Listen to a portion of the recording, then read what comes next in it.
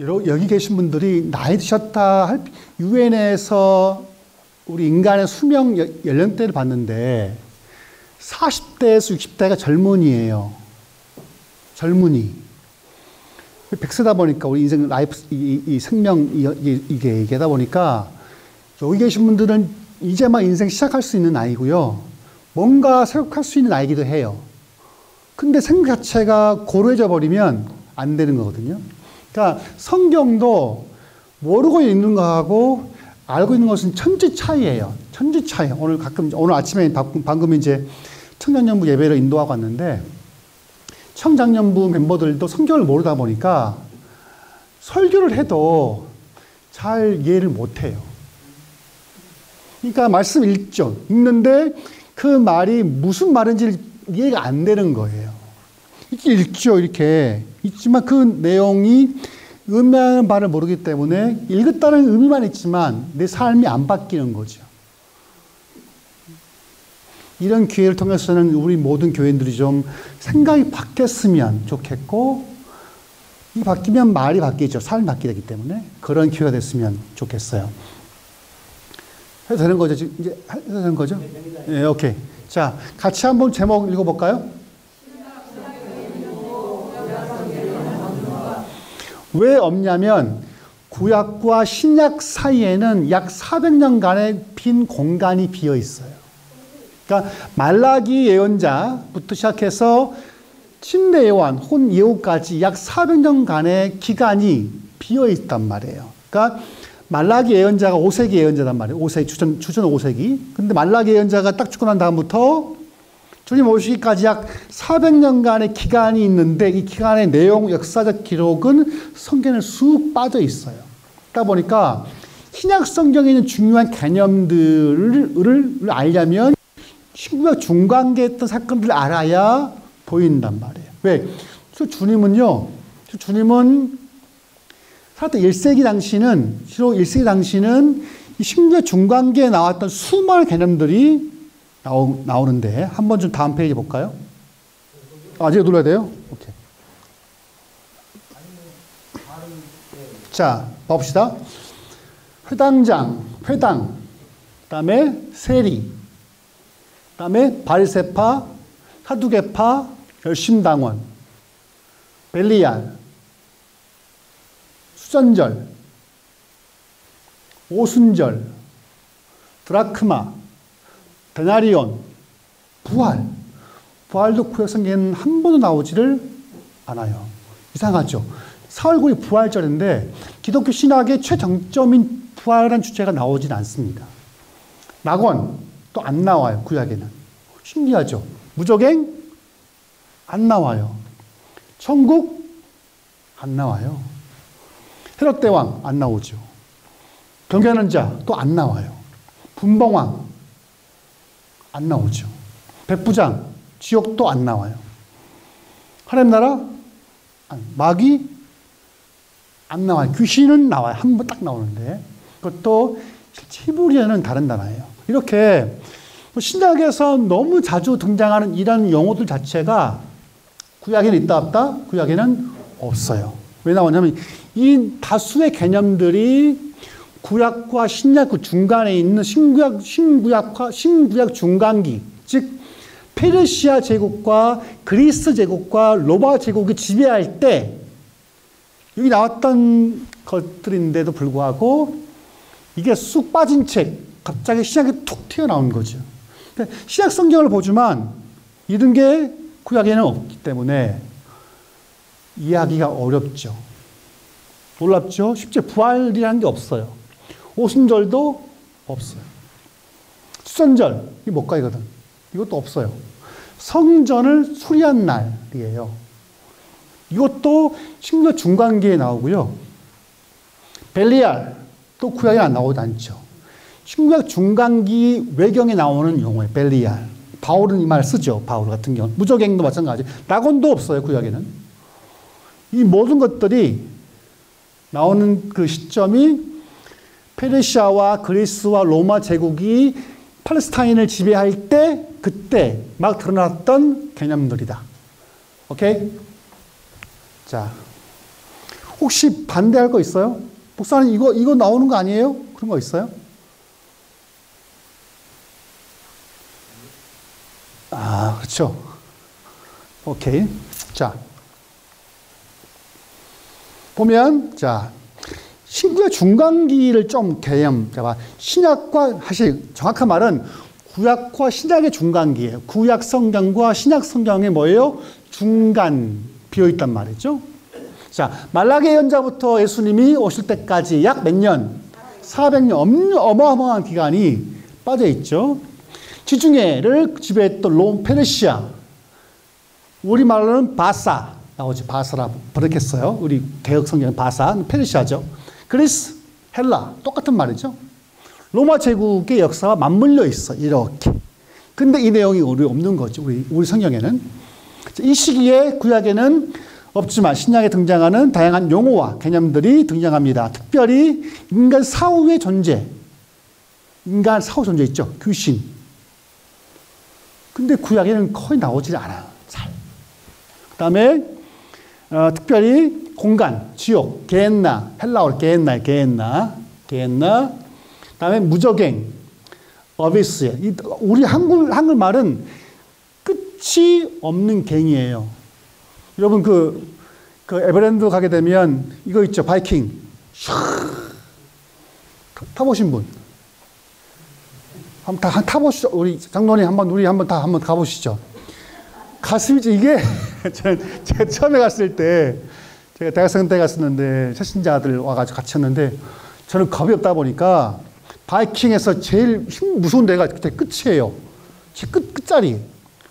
야, 너 처음 안 타본 주제에 타봐. 그래서 이제 탔어요.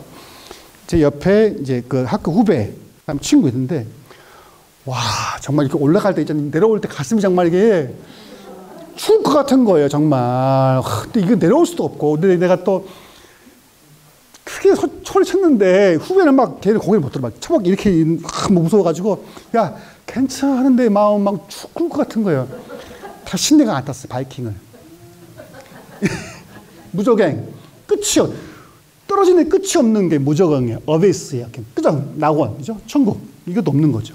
이게 다 어디 나오냐면 페르시아와 그리스와 로마가 지배할 때 그때 유대인들 사이에 나왔던 중요한 개념들인 거예요. 이게. 자, 다음 번째 볼까요? 자, 신구약 중간기에 등장하는 유대 분파들, 그 중에서 분파들, 그러니까 유대교가 하나만 있는 게 아니에요. 유대교 안에 수많은 분파가 있었던 거예요. 사실. 그러면 개혁교회도 분파가 있어요, 없어요? 있죠. 강성파, 금천, 열심당원들, 참 막 싸우고, 있잖아요. 있어요. 나와요. 열심당원들. 정말, 그러니까 어떤 평화주의자, 개혁교회 중에서 왜 싸워 그냥 넘어가지. 그 분도 있어요. 그러나 반대쪽으로, 뭔 소리야? 싸워야 돼. 죽이지는 않지만 폭력도 쓸 수 있다, 없다? 있다. 이 나오죠.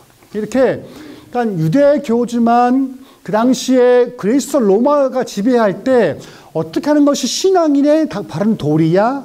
고민하겠죠. 어떻게 하는 것이 바른 도리야? 마치 일제가 지배할 때, 일제가 우리를 식민지 지배할 때 싸워야 돼, 말아야 돼? 싸워야 돼. 싸우면 폭력을 가해야 돼, 말아야 돼? 이게 열심당원인 거예요, 여기는. 열심당원 거야. 다수의 그 당시 사람들은요, 수능해요, 수능. 그냥 적응해요. 왜? 반항하면 내가 힘드니까. 다수는 사실 수능하고 좀 더 하면 친일을 하는 거죠. 부역자라는 거죠. 일본 제국주의를 위해서 바치고 비행기도 만들어주고 이렇게 했단 말이에요. 친일 분자가 많죠. 한편은 이육사 시인 윤동주 같은 사람들은 자기 달란트가 시를 쓰는 거니까 시를 통해서 저항운동을 했죠. 한용운, 이육사, 윤동주 같은. 오케이? 네. 이렇게 헬라 이방인이 뇌를 지배할 때 각각 바리새, 사두개, 열심당원, 에세네파 이렇게 해서 각 다른 방식으로 하게 신앙을 표출을 했어요. 이렇게. 그러니까 바리새, 사두개, 열심당원, 에세네파. 자, 그 다음에 그리스 제국 알렉산더 대왕이 유대 지역을 지배할 때 특별히 페르시아가 지배할 때 사이가 좋았었어요. 유대인들과 사이가 좋았다가 특히 이 알렉산더가 죽은 다음에 33세에 죽었죠. 열병으로 죽었어요. 피버로 죽었었는데 죽고 난 다음에 이 알렉산더 대왕의 4명의 부하 장군에 의해서 그 제국 4개로 갈라졌고 갈라진 다음에 그들 중에 유대인을 지배했던 소위 말하면 이집트 톨레미 왕조, 기억할 필요 없어요. 톨레미 왕조와 시리아를 지배했던 셀레우스 왕조는 사이가 좋았단 말이에요. 근데 어느 순간인가 갑자기 한 왕이 툭 튀어나오더니 굉장히 강하게 유대인들을 헬라화 시켜요. 헬라화 뭘까? 헬라화. 할례를 못하게 해요. 안식일을 지키게 하지 못해요. 돼지고기를 먹여요. 성전에다가 돼지고기를 피를 뿌려요. 그러니까 철저하게 한 왕이 등장해서 유대교 신앙을 파괴하려 했을 때 그 행태에 대해서 어떻게 대처하는 것이 신앙인의 바른 도리야? 라고 하면서 분파가 이렇게 만들어졌고 그때 다수가 그런 헬라어 정치에 대해서 동조할 때 일군의 무리들이 아니야. 우리는 율법을 잘 지켜야 돼. 안식일 잘 지켜야 돼. 할례해야 돼. 라고 뭉친 모임이 뭐냐면 뭘까요? 하시딤. 복수 형태죠. 그러니까 이들은 뭐냐면 우리 헬라어 반대해. 할례해야 돼. 안식일을 지켜야 율법 읽어야 돼. 근데 이때는 어떻게 했냐면요. 율법을 읽으면 죽이는 거예요. 할례하면 죽이는 거예요. 심지어 그레스한 그 장군이 부하를 시켜서 마켓 시장에다가 돼지고기를 썰어서 앞에 놓고 줄을 다 세워요. 한 줄 세워서 돼지고기를 먹으면 살려주는 거예요. 안 먹으면 죽이죠. 약 1000명가량의 사람이 그 당시에 거부했을 때 다 눕혀요. 눕혀서 머리를 받고 눕혀서 마차가 갈아 죽였던 거예요. 똑같아요, 여러분. 옛날에 그 6세기인가 7세기인가 일본에 천주교가 들어왔을 때 마찬가지예요. 십자가를 딱 바닥에 대놓고 밟고 지나가야 하죠. 십자가를 밟으면 살려주는 거예요. 안 밟으면 죽이는 거죠. 똑같아요. 이렇게 철저하게 헬라 한 왕 이렇게 했을 때 그들은 온몸으로 싸웠던 거, 그 무리가 뭐냐면 하시딤이라는 소위 이 무리들이 나와요. 언제? 신구약 중간기, 특히 헬라 제국이 지배할 때. 이게 보시면 돼요.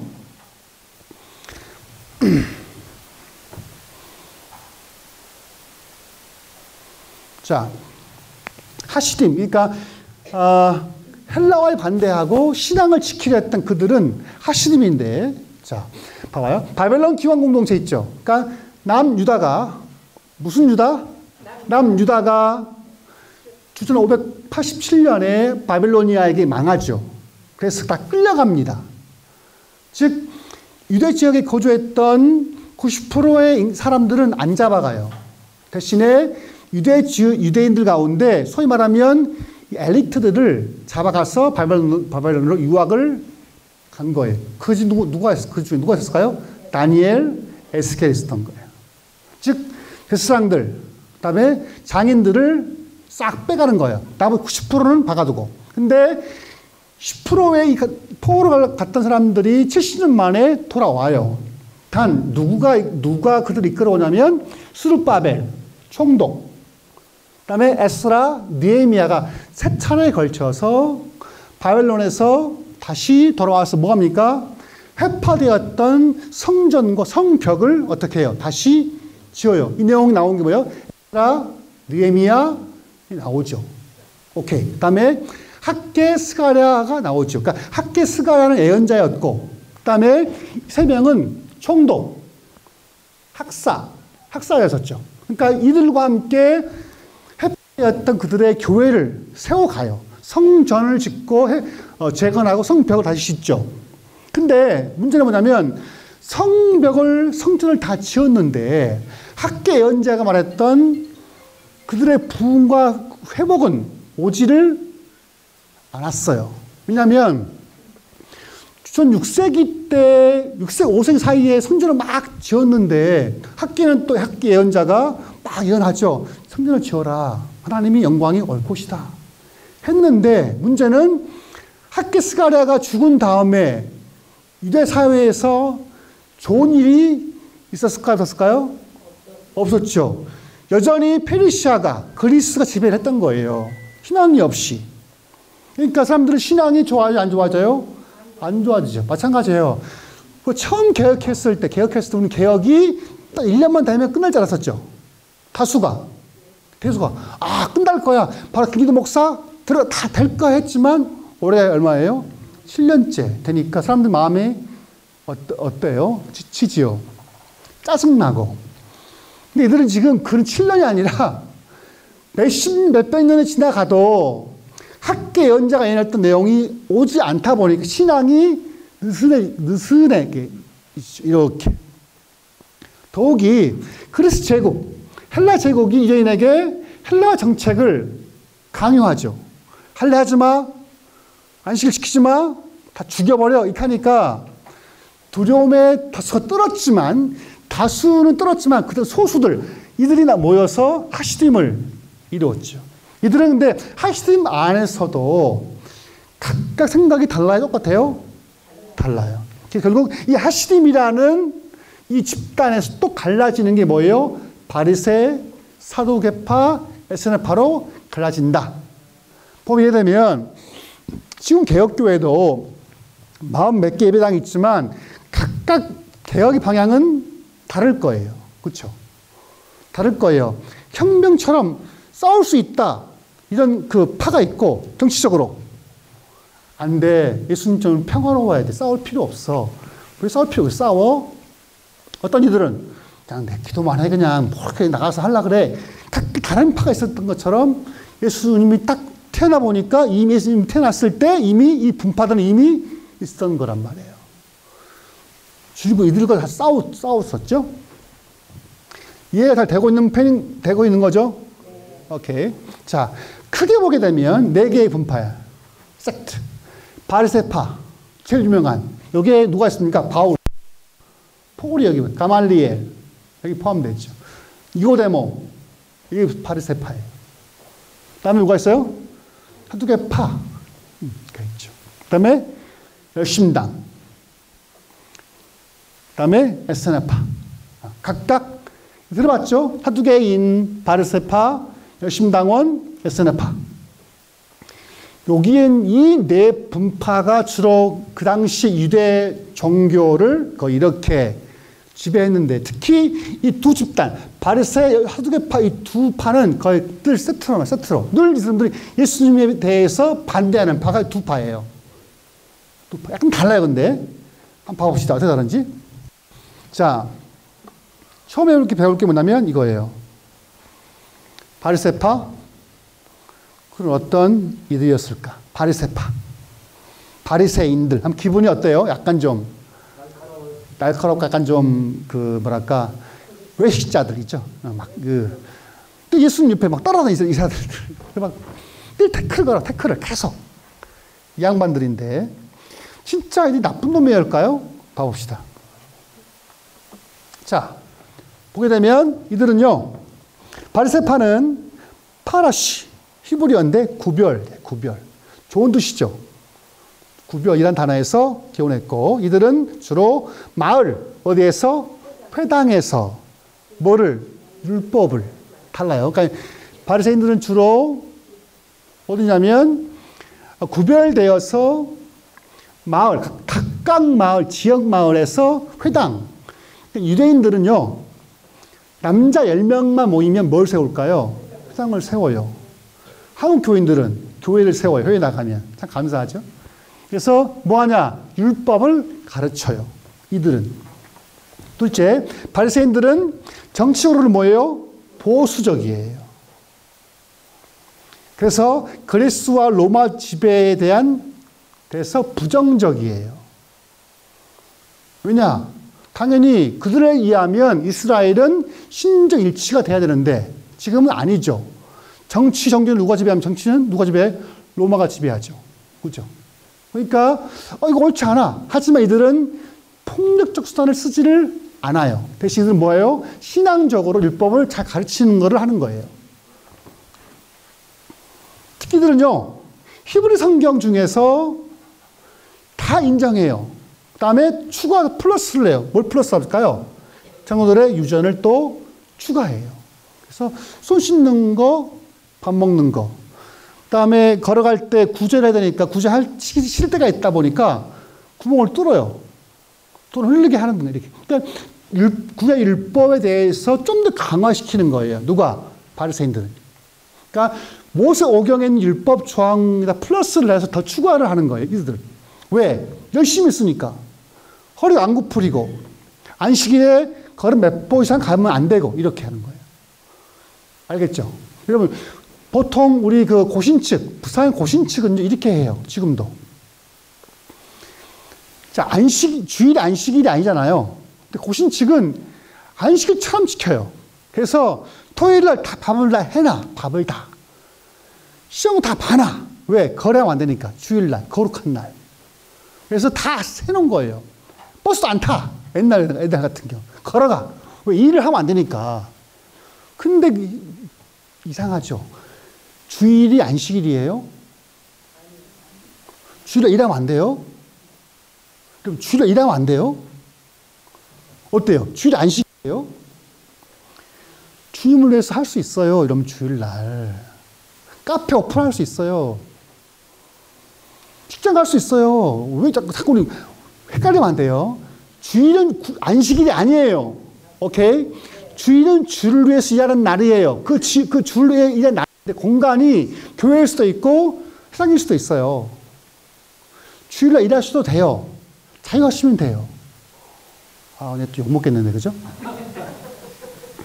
근데 이들은 바리새인들은 구약 율법 조항에다 또 구체화시켜요. 저모고 뭐 이렇게. 그러면 생각해 보세요. 일반 유대인들은 바리새인들처럼 율법을 지킬 수 있을까요, 없을까요? 없죠. 왜? 살아야 되는데 돈을 벌고. 그러니까 바리새인들은 늘 일반 유대인들은 어떻게 봐요? 무시하고 폄하하죠. 주님이 비유 들었을 때 바리새인들은 주여 감사합니다. 나는 매 11조 했습니다. 죄인 유대인들은 나는 뭐 이렇게 되는 거죠. 지들은 잘났어요. 열심히 하니까. 근데 그들의 열심이 말씀에 근거한 열심이 아니라 뭐 자기들 열심인 거죠. 자기들 열심. 대신 그들은요, 독특한 것은 죽은 자의 부활, 천사와 마귀의 존재, 메시아를 대망했고 영원의 불멸설을 믿었고 선악간의 심판을 믿었어요. 당연한 거 아니야? 근데 당연한 게 아니에요. 이 당시는. 왜? 구약에는 부활이란 게 없단 말이에요. 구약에는. 천사와 마귀 있지만 그렇게 많이 나오지 않아요. 의외로. 메시아 대망? 봐봐요. 메시아 대망을 언제 했을까요? 언제 유대인들이 언제부터 메시아가 오기를 소망했을까요? 어느 시기에? 좋았을 때, 안 좋았을 때? 어느 시기에? 포로기 때. 그렇죠.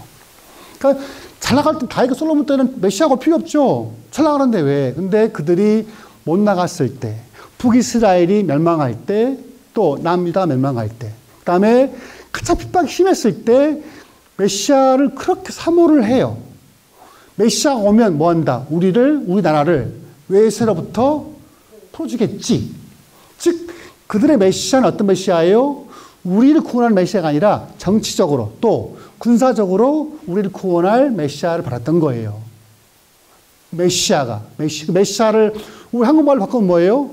그리스도. 네, 그리스도. 주님은 자기 자신을 칭할 때 그리스도의 한 적이 한 번도 없단 말이에요.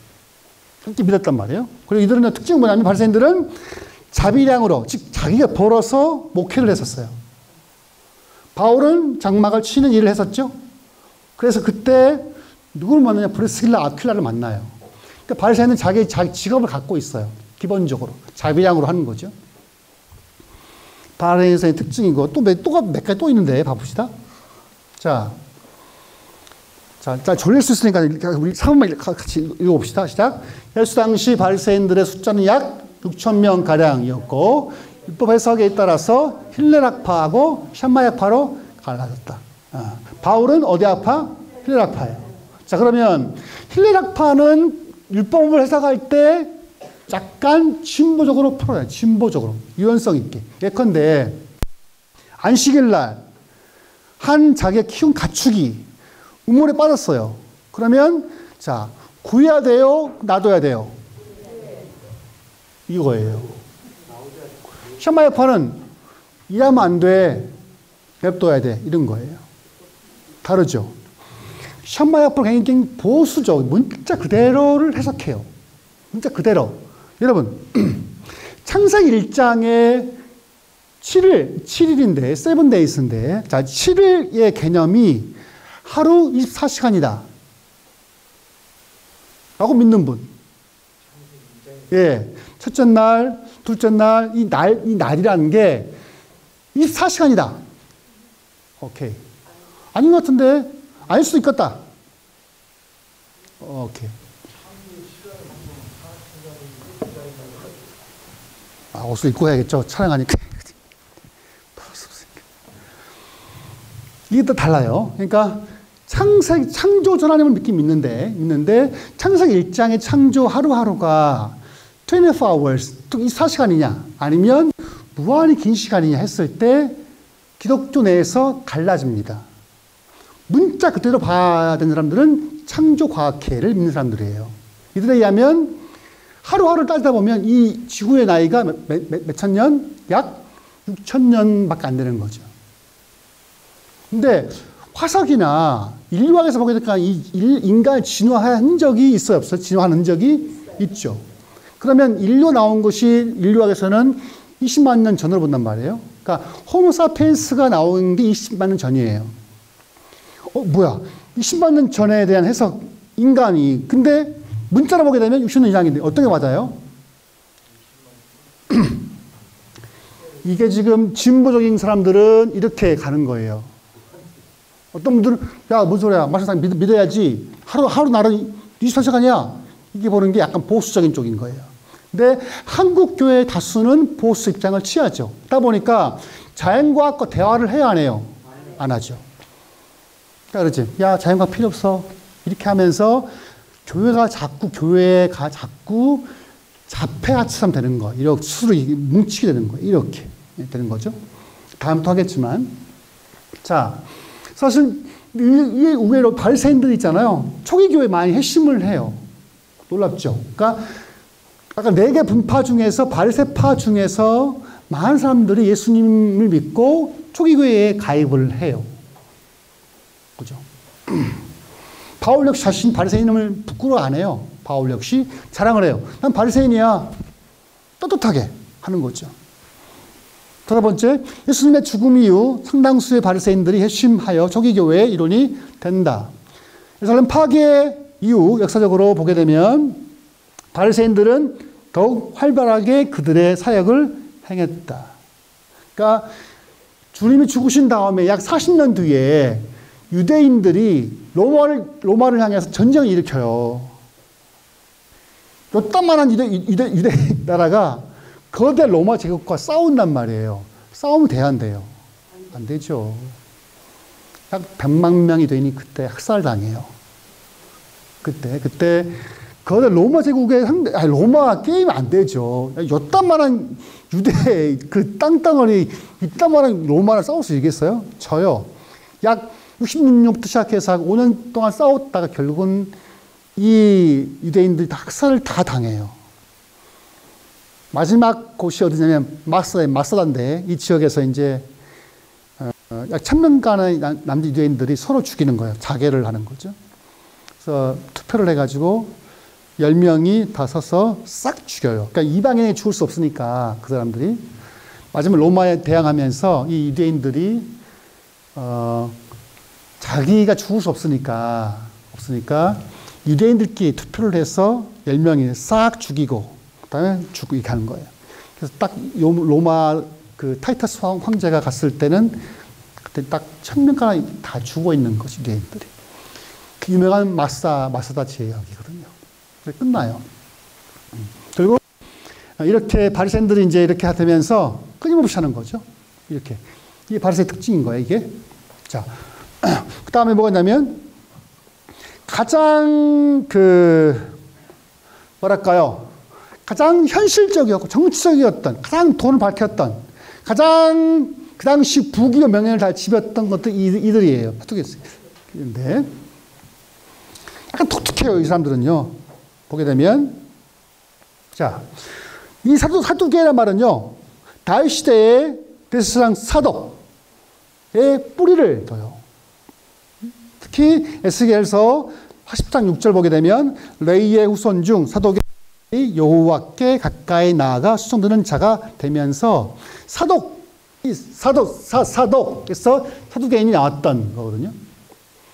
이때부터 이제 합법적인 제사장 역할을 했던 거예요. 이들이.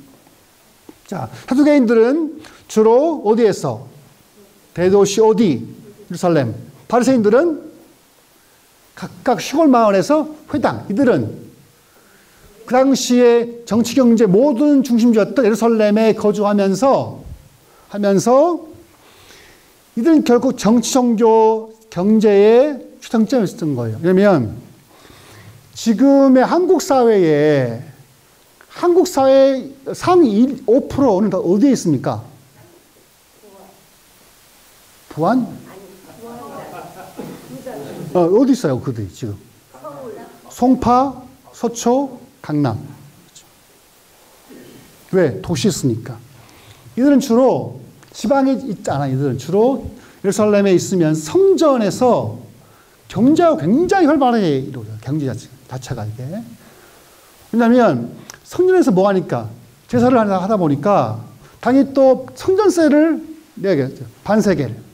그죠? 근데 해외에서 온 유대인들은 반세겔이 없으니까 어떻게 하겠어요? 환전을 하겠죠. 어디에서? 성전 안에서. 그러면 성전세를 환전하면서 그대로 중에서 좀 더 이익을 뺏어 먹겠어요. 뺏어 먹죠. 누가? 또 비둘기, 양, 닭, 소 팔 때 데리고 와줘. 이렇게 데리고 온단 말이에요. 이렇게 다 세크리파이스를 하러 온단 말이에요. 예루살렘으로 온단 말이에요. 그러면 딱 판단하죠. 이거 흠결이 있어? 없어. 누가 판단합니까? 누가 판단해요? 사두개인들이 판단하겠죠. 그러면 사실 흠이란 게 다 보면 흠이란 게 있지. 왜 흠이 없겠어요? 그러면 세상이 판단할 때 이거 오라 하면 가는 건데 아니면 못할 때 또 뭐 브로커가 더 끼지 않겠어요? 브로커가? 그러니까 이 양반들은 그 당시에 제사를 중심으로 해서 수많은 이득을 취했던 이들이에요. 바리새인들은 그냥 마을, 이렇게 시골 이렇게 했지만 이들은 주로 대도시 안에 있으면서 특히 성전 중심으로 한 경제활동의 이권을 다 먹었죠. 제가 나는 신이다 보니까 이재동 목사 웃긴 놈이더만 진짜 진짜 나쁜 놈이네. 거기는요 헌금을 교회도 안 해. 우리는 헌금을 교회도 하잖아요. 이렇게 그 교회는 서 있어 이렇게 이재동이 서 있다가 토봉투를 줘요. 줘 이렇게 개인적으로 이렇게 줘요. 교인들이 이재록. 예. 거기 이제 웃기더만. 우리 헌금을 주님 앞에 했는데, 그 주님, 그는 이덕식 서 있다가 돈을 줘요, 봉투로 이렇게. 더 하더라고, 걔는. 뭐야, 대체 이런 교회도 있어? 똑같아요. 그러니까, 레이지파라는 그 특권을 이용해서 경제적 이익을 싹 뺏어먹는 거예요. 이들은. 그러면 이들은 로마가 지배했을 때 로마랑 친할까요? 안 친할까요? 친하죠. 헬라어 정책이 반대예요? 동조예요? 동조하죠. 왜? 뭘 얻으려면? 사두개인들은 정말 이상한 집단이에요. 그러니까 유대계로 보기 참 어려워요. 이 사람들을 보게 되면. 말했지만 사두개인들은 정치적으로는 헬라적 로마적이기 때문에 유대인들에게 지시받지, 소위 말하면 옛날 당시는 부역자예요. 친일 부역자인 거죠. 볼 때는. 왜냐면 헬라가 친해. 참 놀아. 돈도 가지고 가. 레인인데 주님이 누가복음 9장에 나오죠. 선한 사마리아 비유를 보게 되면 레인과 제사장이 동족 유대인이 강도한테 당해서 죽기도 했는데 도와요, 안 도와요? 안 도와요. 그때 그랬단 말이에요, 실제로. 그러니까 이스라엘을 도와하고 섬겨야 했던 레인과 제사장들이 돌보기는커녕 강도에 대해서 공감받아 죽은 사람들 안 구워줬단 말이에요. 지금 안 그래요? 똑같아요. 결국 권력의 중심에는 다 뭐가 있어요? 쩐. 그러니까 목사, 교육, 종교인이 돈을 포기 못하면 하지 말아야 돼요. 처음부터. 하다가 유혹이 오면 그만둬야 돼요. 유혹이 올 때 알아서. 근데 돈 맛을 보게 되면 못 끊죠. 누구처럼. 그러니까 여러분 이게 일반인들 괜찮아요. 돈을 벌어야죠. 그죠? 청부, 클리언 리치가 돼야 되잖아요. 근데 목사는 돈 벌러 목회하는 게 아니잖아요. 사실. 그잖아요. 목사가 기쁠 때 언제 기쁘냐면 교인들 은혜 받을 때 제일 기쁘죠. 진짜 기쁘죠. 딴 게 아니라. 근데 교인이 돈을 보일 때 제가 아는 목사님이 유학파인데 이분도 목회를 하시는데 이분은요, 헌금 개수를 안 봐요, 액수를. 일부러 안 봐요. 왜? 보면 교인이 뭘로 보겠어요? 돈으로 보이죠. 김 집사 1,000만 원짜리, 박 집사 100만 원짜리 본인 안 본다는 거예요. 왜? 유혹 되니까 본인도. 그러니까 쉬운 게 아니죠, 이게. 이 양반들은 아주 철저하게 정치적이었고 돈 중심의 사람이었. 근데 레인이었단 말이에요, 이들이. 안타깝죠. 자, 일단 보게 되면 사두개인들은요 철저하게 현실적이어서 바리새인들처럼 죽은 자의 부활 믿지 않습니다. 선악간의 심판 믿지 않아요. 메시아 대망 하지 않아요. 천사와 마귀도 믿지 않고 인정하지 않습니다. 이 사람들 신기하죠. 이들은 유대인이 아니에요. 사실 생각해봐요. 심판을 믿는다면 그렇게 할 수 있겠어요? 이재로, 김기동, 오정현 할 수 있겠어요? 못해요. 신기한 것은 대전에 있는 그 장경동 목사도 세습을 했죠. 장경동 목사. 김장화 목사도 마찬가지죠. 김장화 목사 알죠? 국동방송. 안 했죠. 근데 알짜 국동방송 아들들이 다 지칭했죠. 아들들에게 이사로. 그런 거예요, 여러분. 그러니까 진짜 부활을 믿고 영생을 믿는다면 그렇게 안 살죠. 살 수 없죠. 사 이렇게. 왜? 안 믿으니까 이게. 안 믿었어요. 이들은 또 구약 성경 가운데 오직 뭐만 믿어요? 오경만 믿어요. 나머지는 다 개무시하는 거예요. 왜 그런지 알겠어요? 모세 오경은 뭐가 많이 나오죠? 제사. 그렇죠? 바쳐 이렇게 하네요. 이렇게. 근데 예언서에는 성전 제사에 대해서 비판적일까요? 우호적일까요? 그렇죠. 이사야, 아모스, 호세야 다 비판적이에요. 다 까요. 성전 제사에 대해서. 그러니까 이들은 나머지 싹 빼고 옷만 제사만 나온 오경만 인정하는 이상한 집단이에요. 사실. 사이비들이죠. 사두개인들은요. 고위 세상들과 세습 귀족들, 신흥 부자들로 구성되었고 당 최고 우결기관인 사내들인 공의에서 다 지배했는데 이들은 결국 성전이 파괴됐죠. 주 70년경에 로마에서 성전이 파괴된 다음에 그때 일거리가 있어 없어 이제? 없죠. 그때부터 사두개인들은 역사 속으로 사라져버리고 말아요. 대신에 성전은 없지만 율법을 가르쳤던 바리새인들은 살아남았던 거거든요. 지금 여기서 랍비는 살아있죠. 여러분 절대 보이는 것에 대해서 보이는 것도 좋지만 그 보이지 않는 그 안에 있는 그 이 힘을 좀 키울 필요가 있어요. 우리는 건물 찾아버리면 뭔 소용이 있어요? 그렇잖아요. 생각해봐요. 우리 교회도 누가 목회를 해야 될까요? 목사가 없으면 이게 뭔 의미가 있어요? 목사가 또 헷갈려. 목사가 있어야 됩니까? 있어야 해요. 단 좋은 목사가 있어야 돼요. 좋은 목자가. 욕심 없고 야망 없고.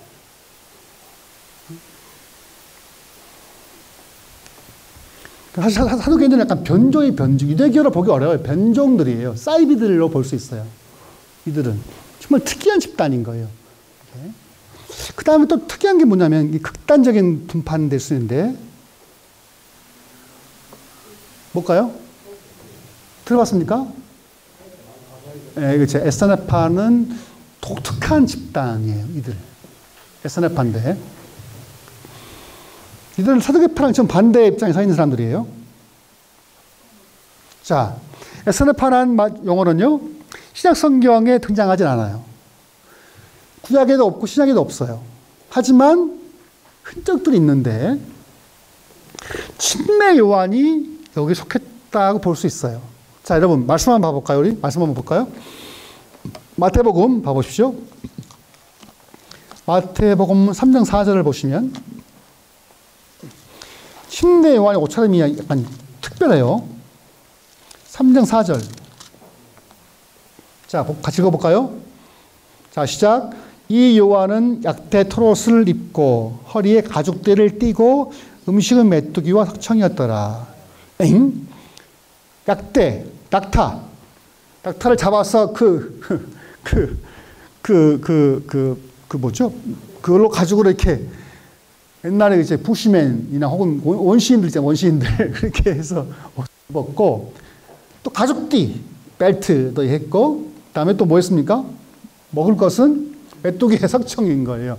빵이 아닌 거예요. 베들레헴처럼 빵이 아닌 거예요. 이상하죠?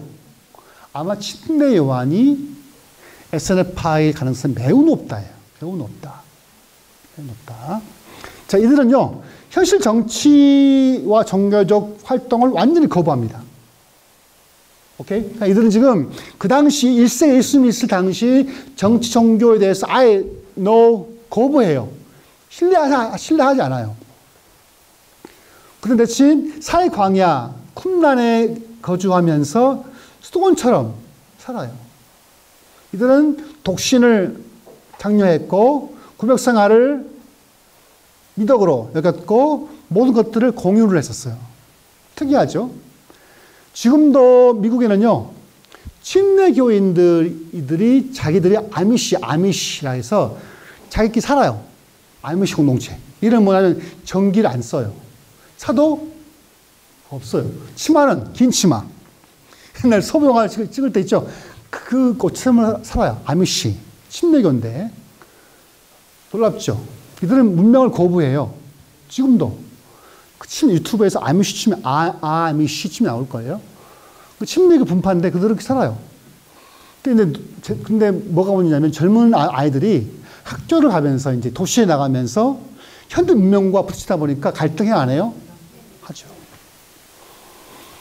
이들은 그렇게 사는 거예요. 그 당시 예루살렘을 마을에서 벗어나서 사해, 죽은 해, 바다 옆에 동굴을 파서 집단으로 거주하면서 구역 생활을 하죠. 이렇게 살았던 사람들이에요. 세 번째는 이들은요, 육체를 어떻게 봐요? 부정하게 봐요. 또 지속적으로 뭐예요? 침례를 왜?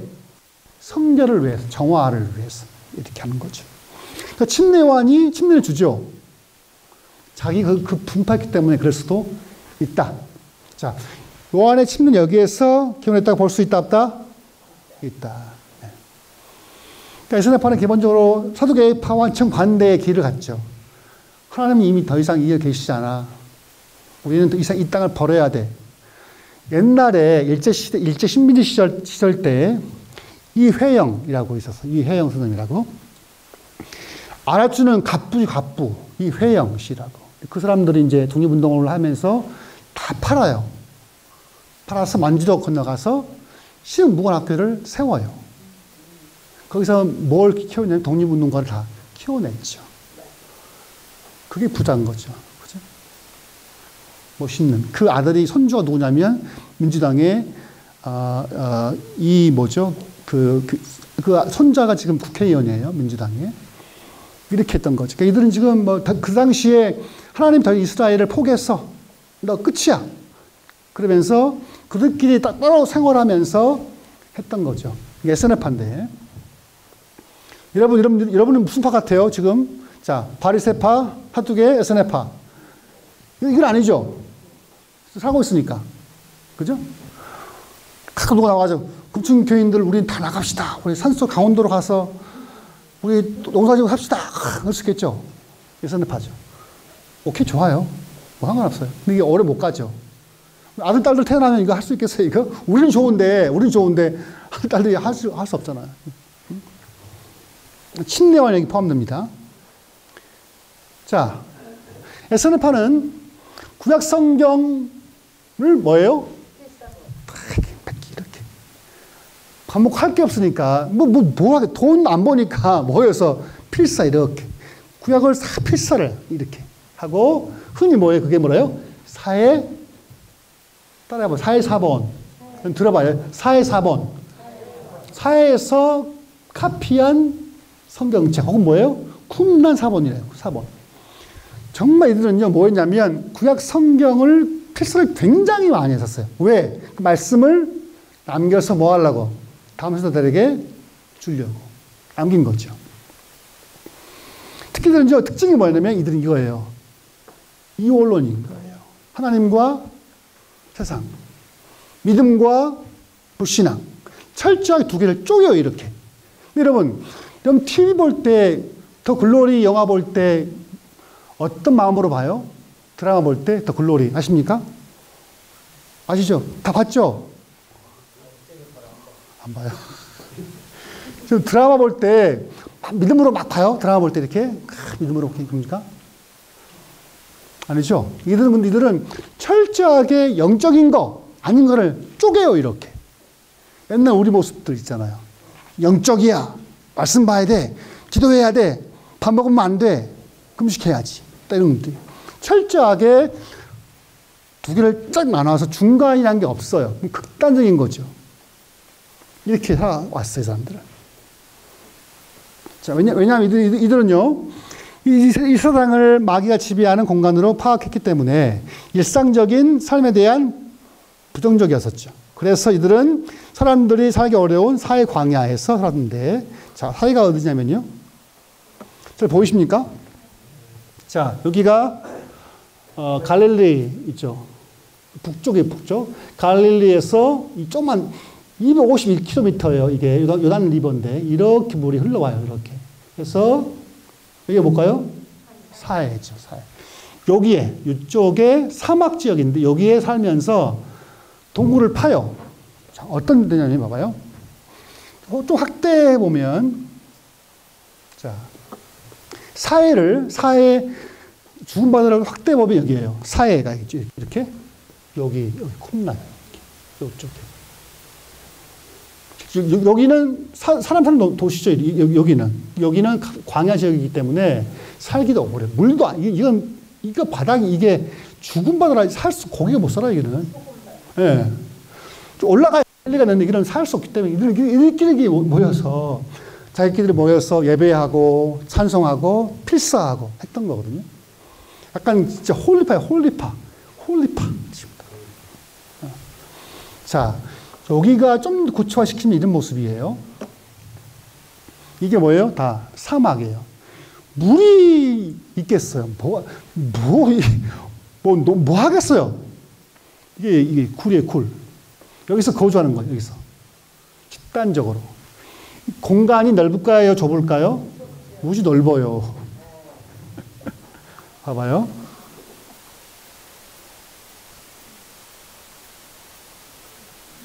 넓어요, 이렇게. 넓어, 이제 예배도 하고, 좀 들어가면 예배도 하고. 가봐야 되는데 제가 안 가봐가지고. 굉장히 넓어요. 그래서 집단으로 생활했으니까. 그래서 모욕도 하고, 예배도 하고, 같이 하는 거죠. 이렇게. 그럼 어떻게 하고 싶으세요? 바리새파, 사두개파, 홍보에 또 에스네파. 뭐가 좋아요? 이게 아니죠? 자, 하나만 더 볼까요? 이들이 이제 쿰란 공동체 사람들이 성경을 필사했는데, 필사한 사본 숫자. 제일 많은 게, 제일 많이 사본 필사한 게 뭐예요? 신명기가 제일 많죠. 또, 시편 36. 또 이사야서. 이사야가 중요하죠. 또 뭐가 있을까요? 창세기가 15회죠. 중요하죠, 이렇게. 그러니까 이걸 뭘 말하냐면 그들이 중요하게 봤던 성경책이 있는 거예요. 어떤 걸 중요하게 봤지? 그렇죠. 신명기가 왜 중요했을까요? 말씀이 너무너무 좋아요, 사실. 신명기 보게 되면 눈물 많이 나요. 이 여호수아 마지막 설교인데, 여호수아가 죽기 전에, 그 모압 평지에 있는 이스라엘 백성들 향해서 진짜 죽기 전에 유언처라는 거 신명기예요. 모세가. 그러니까, 눈물 나죠. 진짜 자기가 죽기 전에, 자기는 못 가는데, 백성들 향해 다시 한 번, 신명기니까 누가, 목사님, 신자가 무슨 신자예요?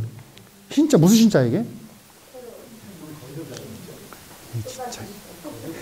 거듭, 두 번째, 듀트로, 말씀. 두 번째 말씀을 기록했다. 신명기예요. 그러니까 출애굽 때 받았던 그 언약을 다시 한번 풀어준 게 뭐예요? 신명기인데, 그래서 출애굽기에 나오는 율법과 신명기 율법이 약간 달라요. 이렇게 이 예선의파들은요, 정말 그렇게 거주하면서, 이렇게 살자, 이게 아니라, 철저히 유대인들의 신앙을 지키기 위해 사본을 이렇게 많이 필사를 한 거예요. 이게 쉬운 일일까요? 어려워요. 이 당시에는 종이가 없어요. 대신 뭐래요? 양피지나 파피루스나, 파피루스나 혹은 동물의 양피지, 양의 그 껍데기를 말려서 쓴 거니까 엄청 어려운 작업이에요. 작업들이. 그러니까 이들이 이걸 남겨서 우리가 이것들을 보고 있는 거예요. 너무 잘했던 거죠? 잘한 거죠. 마지막 열심 당원 다 끝나갑니다. 죽으신 분 계시는데 눈 뜨십시오. 자, 가장 금천과 비슷한 집단. 열심당. 봐봅시다. 인지 아닌지. 자, 이들은요, 열심당은 뭐 이거예요. 열심이 나온 건데, 단순히 그냥 열심이 아니라, 뭐냐면, 모세의 율법을 엄격히 준수하고, 하나님 외에 다른 이방 주인들을 주님으로 섬기지 않고 하나님의 주권에 무조건적으로 헌신한다. 이들이 열심당원이에요. 그러니까 딴 데 열심히 한 게 아니라 오직 하나님 여호와 말씀만 지키겠다. 어떻게? 무조건적으로. 조건 안 달아요. 굉장히 조건이 있으면 그렇더니 조건이 있기 때문에 굉장히 극단적일 수 있다고 볼 수 있어요. 열심당원들은 신정일치, 국가를 지향했기 때문에 당시 로마 제국의 지배를 결탄코 용인할 수 있다, 없다? 없다. 왜? 하나님의 지배해야 되는데 로마가 지배하고 있으니까 이것은 로마 세력은 마귀의 세력인 거죠. 타도해야 될 세력인 거죠. 그래서 무력으로 로마 제국을 추방하려고 했던 거예요. 무력으로. 어떻게? 칼로. 암살도 하고. 이들은. 근데 여기에 예수 믿으라 시므온이 포함되어 있어요. 특이하죠? 다 보겠지만 이들은 한마디로 무력을 통한 독립운동가와 혁명가로 평가할 수 있다, 없다? 있다. 자, 이 다음 보게 되면 누굴까요? 잘생겼죠? 김원봉이에요. 의열단. 이들은 주로 암살, 즉 일본 군들을 암살시키고 친일했던 일도 암살하는 의열단. 영화에 나오죠? 암살 혹은 밀정이 나온 사람이에요. 근데 이 양반이 독립운동을 했는데 해방됐죠? 듣는데 잡혀가요. 해방됐지만 누구에게? 경찰에게. 우리 한국 경찰에게. 그것도 가장 악랄했던 노독술이라는 친일경찰에게 또 끌려가요. 고문당하죠. 생각해봐요. 자기는 목숨 걸고 독립운동 했는데 딱 막상 해방돼서 와보니까 다시 친일 군인이고 친일 경찰들이 잡았던 거죠. 왜 그랬을까요? 이승만은 해외에 있었기 때문에 자기 세력이 있어요, 없어요? 그렇죠. 김구와는 다른 노선을 걸었죠. 김구는, 야, 남북 같이 선거해야 돼. 남북 같이. 이승만은 필요 없어. 우리끼리 하자. 했죠. 그러니까 이승만과 그 김구는 다른 생각을 갖고 있었던 거예요, 사실. 그러니까 결국은 이제 김구가 암살 당하죠. 안도희에게. 그렇죠. 총으로 암살 당했는데 안도희가 사형을 당했을까요? 풀려났을까요? 왜요? 풀려나요. 누가 그 안두희 씨를 심판하냐면 택시기사가 알아와가지고 죽인 거야. 택시기사가. 사실람도 왜 북으로 가버렸냐면 노독수를 악랄한 일본인들로 치렀던 친일 경찰이 노독수이다 한국인인데 잡혀갔어요 또. 좌파라고 해서 사회주의라고 해서 곰당해요.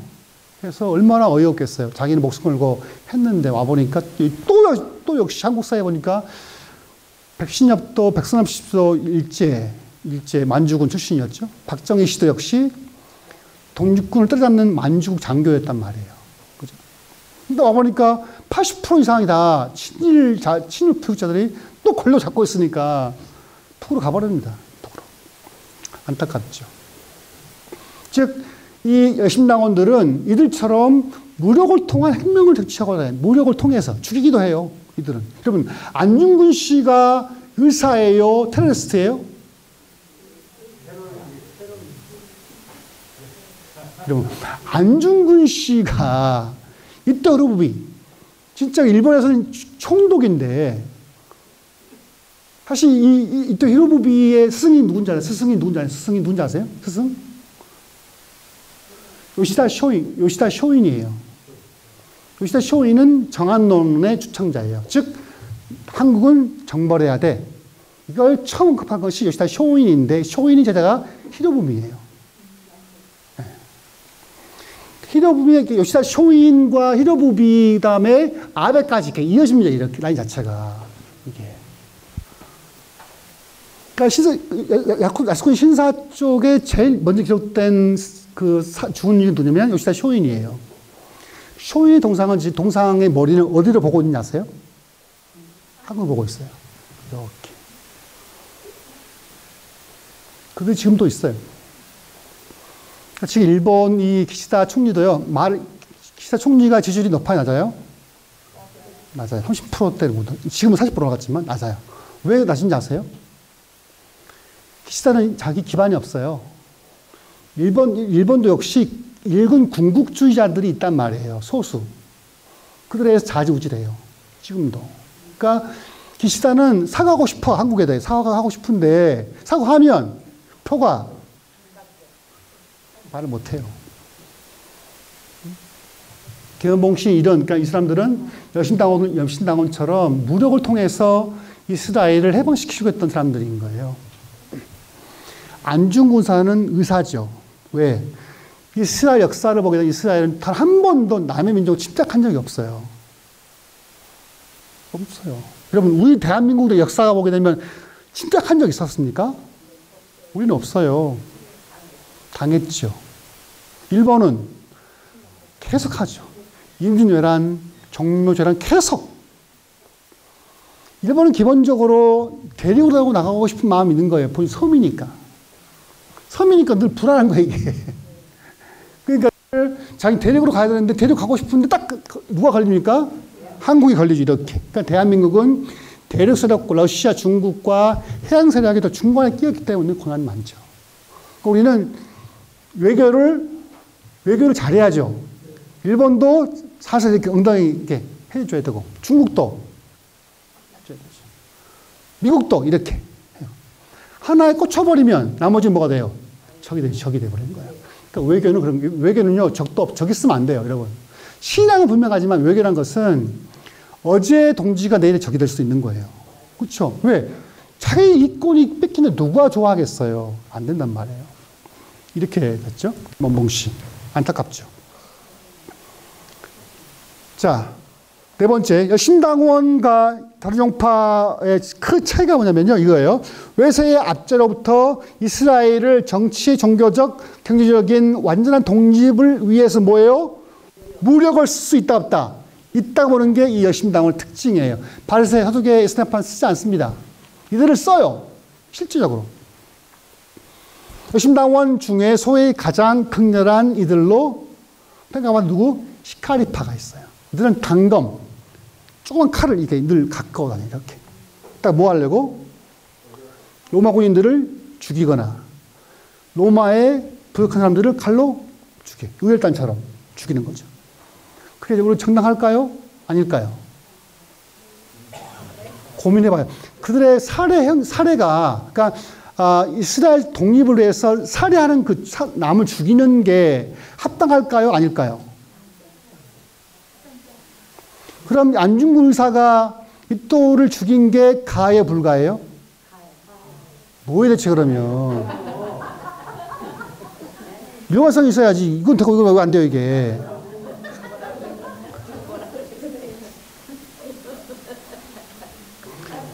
그러니까 참 이게 헷갈려요. 진짜 우리가 정의를 위해서 또 신앙을 위해서 폭력을 쓰는 게 가하냐, 안 가하냐. 전쟁은 가해, 안 가해요? 전쟁에서 살리는 가해, 안 가해요? 왜요?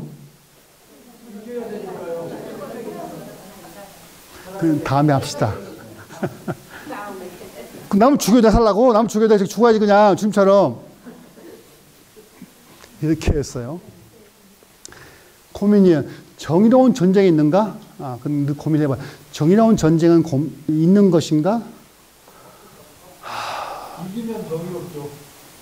그 죽인 자의 기록이니까. 주는 보시기에 그게 정당할까 고민을 되죠. 자, 6번 보시면 제자들 가운데 적어도 한 명이 열심당원에 섰어요. 누가? 시몬인 젤로신 시몬이 한 명이 열심당원에 있었어요. 특이하죠. 마태도 있었고, 마태는 일단 친헬라적이었었죠. 그죠? 헬라에 동했으니까. 그러니까 12명 가운데 한 놈은 극단적인 민족주의자고, 한 놈은 누구예요? 마태는 이렇게. 싸워요, 안 싸워요, 둘이? 안 싸우죠. 그죠? 그러니까 같이 가야 돼요. 달라도 같이. 어쩔 수 없어요, 이 땅에는. 자, 근데 그 시몬 외에도 있잖아요. 제자들도 칼을 갖고 있었어요. 자, 요한복음을 봐봅시다. 요한복음 22장 보게 되면 제자들도 칼을 갖고 있어요.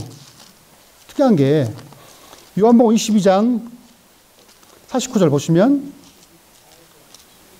아니 20장이에요. 20장. 뭐야 이거. 잠깐만.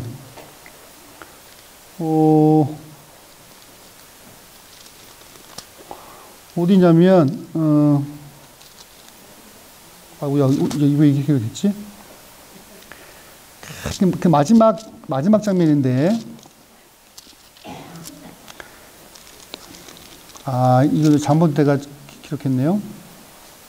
자, 그 어디냐면 18장인가 18장 39, 40, 18장 베드로가 칼로 치는 게 있는데 말고 이 길을 베는 작도 어디 있죠? 누가복음인가요? 누가복음 22장. 요한복음은 아니네요. 고칠게요. 누가복음 22장 49절 보시면 자, 나오죠? 좌우가 그 될 일을 보고, 즉 제자 가운데 좌와 우에 있는 사람들이 그를 보고 여짜오되 주여 우리가 검으로 치리까 하고. 그죠?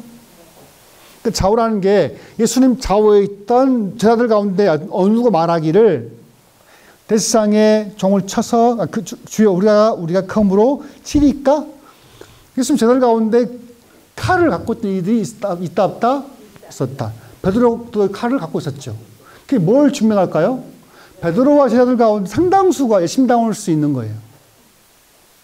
비록 그건 안 나왔지만 성경에 열심당원이라고 진리라고 분류를 안 했지만 베드로와 제자들 가운데 상당수가 칼을 갖고 있었던 거죠. 칼을. 왜? 뭐 하려고? 뭐 해먹으려고? 아니죠. 열심당원일 수 있다가 볼 수 있지 않겠나 싶어요. 저는 개인적으로. 자, 마지막입니다. 마지막. 열심당원은 주 66년에서 70년까지 발생한 유대 전쟁을 일으킵니다. 이들 중심으로 해서 로마를 향해 전쟁을 일으켜요. 이들에 의해서. 전쟁을 통해 약 100만 명 이상의 얘네들 학살을 당하죠. 결국 열심당원들이 이렇게 유대인 전쟁은 주 70년경 로마 장군 베스파시안과 그의 아들 디도에 의해서 완전 정복다고 말아요. 주 70년 주님이 죽으신 다음에 40년 뒤에 이때 기록된 복음서가 뭐예요? 마가복음이에요. 그러니까 70년경에 유대인들에게 기억하고 싶지 않는 그 100만 명 이상이 학살당한 그 시기 때 마가복음이 기록되어 있는 거죠. 마가복음은 여러분 봤을 때 침울해요? 약간 역동적이에요? 마가복음은? 역동적이에요. 권능, 이적이 제일 많이 기록되어 있어요. 요한복음은, 마가복음은. 그러니까 마가는 그 당시에 그걸 보면서도 희망을 봤던 거예요. 희망을. 그죠? 그러니까 그렇게 로마에 의해서 완전 그냥 다 싸가리 죽어버렸던 그 현장에서 마가는 글을 쓸 때 부활의 복음을 봤던 거거든요. 되게 신기해요. 그래서 마가복음 1장 1절 시작. 하나님 아들 그리스도의 복음에 오케이. 그러니까 그때 마가는 사실 절망을 말할 수밖에 없었는데 희망을 보죠. 그래서 복음을 외쳐요. 누구예요? 예수 그리스도였었죠. 희망이다 이거죠. 마지막 한 번 이야기할게요. 그 참 놀랬던 것이 뭐냐면 루즈벨트 대통령과 히틀러가 동일시대의 사람이에요. 1938년도에 히틀러도 총독으로 가게 되고 루즈벨트도 대통령으로 선임이 돼요. 똑같이. 둘 다 진짜 어려운 시기에, 그러니까 루즈벨트는 대공황을 맞이해서 대공황을 탈출해야 되는 시기에 대통령이 됐고 히틀러 역시도 1차 세계대전 때 패망해서 수많은 빚을 떠안고 있는 상태에서 똑같이 둘 다 같은 선상에서 시작했단 말이에요. 근데 루즈벨트는 사선을 하죠, 사선. 그리고 뉴딜을 통해서 미국 경제를 이렇게 세우죠. 근데 히틀러는요, 지만 죽은 게 아니라 그들의 그 분노를 통해서 힘을 얻어서 전쟁을 일으키죠. 2천만 명의 사람이 죽어나가요. 보세요. 우리 과거를 볼 때, 히틀러와 같이 안 좋게만 볼 거냐. 아니면 루즈벨트처럼 과거에 안 좋았던 기억을 희망으로 살려서 미래를 보게 할 거냐. 그것은 리더의 역할 같아요. 제가 볼 때는. 그러니까 물어보니까,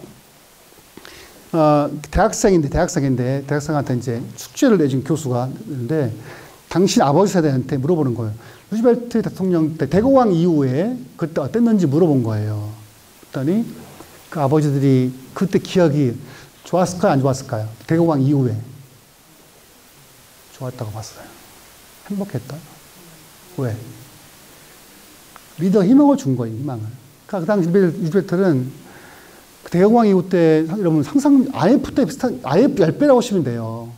10배. 직장도 없고 다 40% 이상이 시점률이었으니까. 루즈벨트는 늘 아침 방송 본인이 시작해요. 방송을. 굿모닝 프렌즈 하면서 자기가 희망을 주는 거예요. 루즈벨트는. 사선을 해. 총 16년을 거의 제왕 통치하죠. 그리고 미국을 다시 일을 해왔죠. 자, 마지막 질문 이거예요. 주님은 어느 종파에 가까울까요? 자, 네 가지 종파인데 바리새파, 사두개파, 에스네파, 열심당원. 어떤 것 같아요? 열심당원도 있죠. 또한 좀 바리새파와 아주 가까워요. 죽은 자의 부활, 선악간의 심판, 메시아 대망, 마귀 천사의 실제 인정, 이 세계관과 예수님의 세계관이 같이 가요. 예수님이 열심당원 열정은 인정하셨지만 그들의 방법에 대해서는 동의하지 않았죠. 칼로 쓰면 칼로 나간다는 거죠.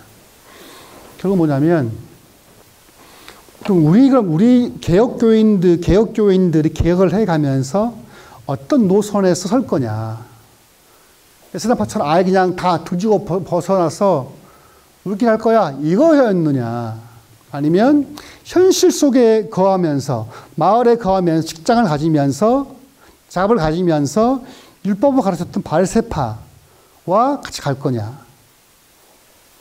아니면 때로는 우리가 무력을 통해서라도, 악인들이니까 악인들 싸워야 돼요. 싸워야 돼요. 당하고 있으면 안 돼요, 제가 볼 때. 싸워야 돼.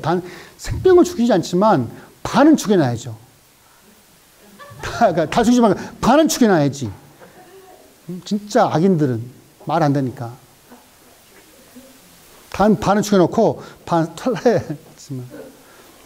하나 우리 여기 금천교회 성도님들이 자기 금천교회의 그런 그 방향성, 그 다음에 금천예배당 성도 중에 각 방향성을 잘 볼 때 나는 그러면 네 가지 분파 중에서 어느 분파에 설 것이냐. 주님이 어느 분파와 가까웠지? 선거에 가면서 신앙생활을 하면 어떨까? 그런 생각을 해봅니다. 자, 5분만 질문을 받아볼까요? 5분만. 두 분 정도 받아볼까요? 어떻습니까? 질문 있으십니까?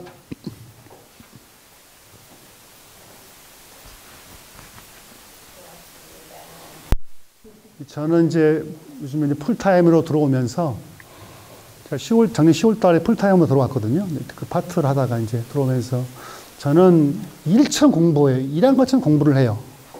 딱 이제 출근을 카페로 가야 출근을 용서가 없다 보니까 카페 가서 종일 죽치고 앉아 있어서 7시까지 공부, 8시까지 공부합니다. 일한 것처럼. 카페 주인이 좋아해, 싫어요? 처음에 카공족이 나와가지고, 난 너무 미안해서 진짜. 나는 그냥 가면 안 나오니까 그냥 죽쳐 있으니까. 근데 저는 물어봐서 어저께 카페 가서 내가 이제 그 카페 매니저한테 제가 그걸 봤는데 내가 어떻게 하면 좋겠냐. 내가 피해를 주는 거냐. 안 가야죠, 사실. 매니저는 뭘 안 하더라고요. 자기는 돈 카페이기 때문에 뭐 보시라고. 그래서 그래요? 그래서 안심하고 이제 또 가야죠. 그러니까 저는 그렇게 살아요. 일처럼 공부를 해요. 일한 것처럼. 그냥 일이기 때문에. 그러니까 하여튼 여러분 우리 금천교회 성도님들도 정말 이제 개혁이 끝나고 오겠죠. 보통 개혁이 오래가다 10년은 안 가요. 보통 개혁을 보게 되면. 조금만 버티시면 될 것 같은데 우리 금천교회는 어떤 방향 갈 것인가를 고민해 수기를 해보고 결정하면 어떻겠다 싶습니다. 자, 기도합시다. 기도합시다. 하나님 아버지, 우리가 오늘 신약 성경에 등장했던 바리새파, 사두개파, 에스나파, 열심당원을 대해서 배웠습니다. 그들은 과거에 살았었지만 주님이 그들을 어떻게 보셨는지를 우리가 숙고해 봅니다. 주님, 우리가 복음을 위해서, 우리가 주님을 위해서, 우리가 교회를 위해서 어떠한 방법과 방향성 가지고 해야 할지를 우리에게 지혜를 주셔서 이 일들을 해나갈 수 있도록 도와주시고, 그래서 주 앞에 갔을 때 불법이 아닌 합법적으로 주님 인정하시는 방법대로 우리가 개혁을 하나 해결할 수 있도록 도우셔서 우리가 주 앞에 갔을 때 정말 잘했다, 수고했다 그런 말을 들을 수 있도록 모든 성도님들 한 분 한 분을 기억하시고 복 주옵소서. 또 좋은 기회 주심을 감사드리고 예수 이름으로 기도합니다. 아멘. 감사합니다.